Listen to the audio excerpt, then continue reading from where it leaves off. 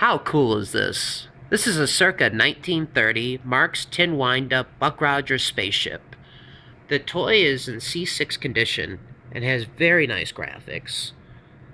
The toy is in working order and still has the flint in the base that when wound up and button pressed will spark.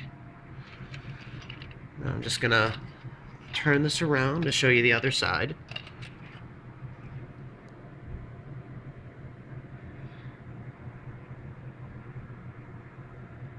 And this is the stop-start switch.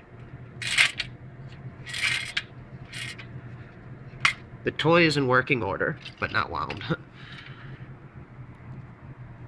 To view the many toys we have for sale on our website, including this one, visit www.fbngallery.com or click on the link below.